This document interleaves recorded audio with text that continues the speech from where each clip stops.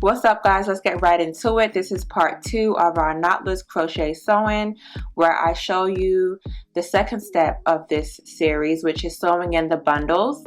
And right here I'm just showing you how flawless our illusion crochet hairline looks. Loving it, loving it, loving it. Alright, so let's get into hair details. So I am using Luxury Tresses by Fab hair. Her hair is amazing and the curl pattern is popping. She had a sale going on, and so I purchased two 16-inch bundles and the Kinky Curly, which is 4A curls. So this is what the hair looks right out the package. I did not wet it, I haven't washed it or anything. I normally co-wash my hair, but I didn't have time. This is the lengths are 16 inches and there's 2 bundles of those. I recommend that you do co-wash your hair before installing and don't be like me and be lazy. So what I'm going to do is go ahead and just wet it, because when you have to unravel the bundles, to unravel them you need it to be wet so it doesn't get all tangled and matted up. So I'm just spraying pure water onto the bundle so I can unravel and start sewing.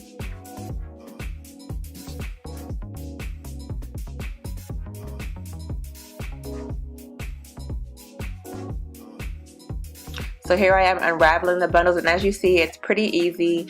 Nothing gets stuck or tangled because the hair is damp. So this is the width of the 16-inch, and it's a lot of hair for a 16-inch bundle. You might even get away with just using one bundle and a little bit of the second. So what I'm trying here is a technique I had in my mind that might actually work. So I wanted to see if I could flip the tracks upward to see if it would cover like that, so that the tracks wouldn't show. But it didn't work out. But either way, I'm still sewing in these tracks up top. Definitely skip this step because it didn't work. So but you know, I didn't want to leave anything out. This is what I tried to do and kind of failed, so yeah. So as you see, I did a U-shaped formation, and the tracks are going the opposite direction. So when I lay it back down, I was hoping that the actual weft will be concealed. So I'm just cutting it off here and tacking the end part down to show y'all what it looks like. And as y'all see, it kind of worked but didn't really work, because you can still kind of see the weft up top, and I didn't even sew far up enough. Like, it's not even close to the parting that I need. So yeah, we're moving on to the bundles. That was an epic fail, but who cares? I tried. You know, you got to try new things to see if it works for next time. Like, I might be able to use that techniques on another type of install, but for this one it was totally irrelevant. So I'm sewing my first bundle at the back, and you got to make sure you go under the braid all the way across.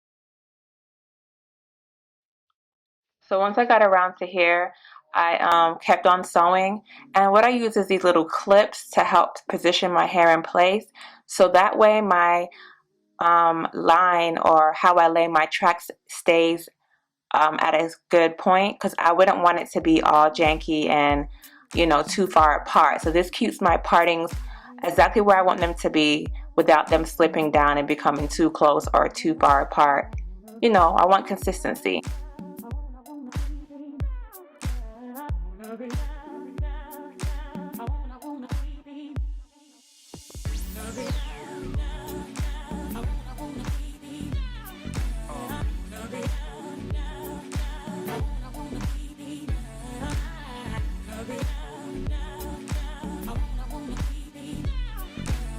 So here I'm just showing y'all that your braids should not show if you sew under your braid. It's quite challenging for me to sew my own hair and get those tracks to go under the braids. So, you know, as y'all see later on in the video, on my sides, my whole braid showed because I just couldn't get my arms to lay right, and they were tired at that time. So that's another challenge with doing your own hair. Your arms do get a bit tired, but you know, I'm making it happen. So I'm going to go ahead and use my clipper again to make sure that my hair is positioned in the right location and continue to sew.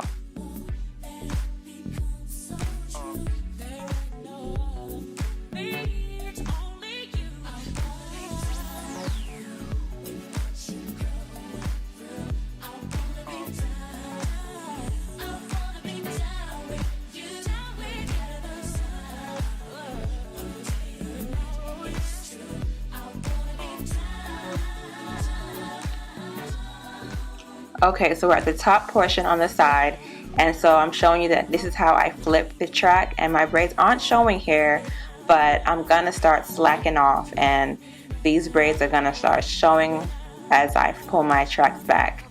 And I just make sure that it lays really nice and flat on my sides at the corners and tack it down real good, at least like 2 to 3 times before I start sewing all the way around the head. And of course, you know, I use my clips to position the tracks in place.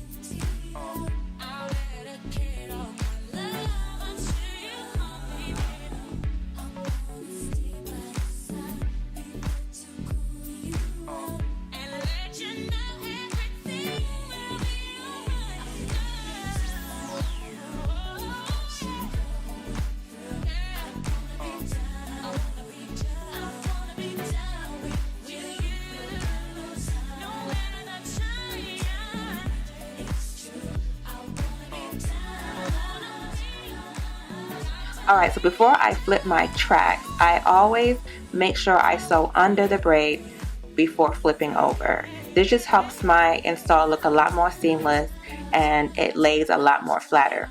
So now I'm folding it over, and I begin to sew over the track once again. So as you see here, I'm sewing over the track, and I'm going to stitch about 3 times in that same area so it's locked in place. So 12 hours later, my first bundle is sewn in. I'm just playing. It didn't take me 12 hours, but it felt like forever. First bundle sewn in, and the hair is pretty full. So like I said, if you don't like full hair, I recommend you space out these tracks. That way you can only have at least one and a little bit of the second. But I like full hair. I'm here for big hair, so I'm going to go ahead and fit everything in. And here I am up top. Did the same old thing. And I'm going to lay the last 2 tracks right here just to fill in my gaps where I aimlessly sewed that track going the opposite direction for no reason. But yeah, so I'm just trying to fill in the space up here.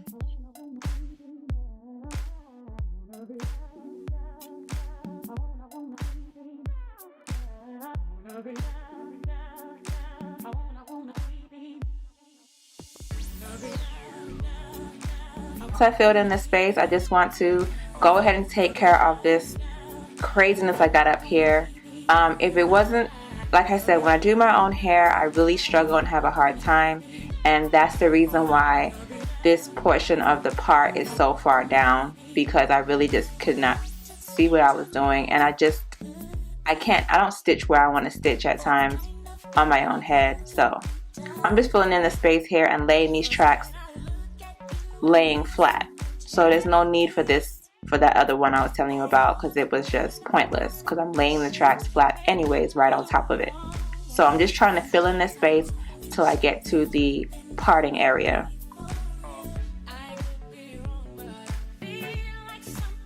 Instead of doing your braids going straight down, maybe you should do 2 braids going straight back, like in the picture I'm showing y'all here. So that way you're not putting so much tension on your scalp itself. I normally do this for my sew-ins to make the sew-in lay super flat.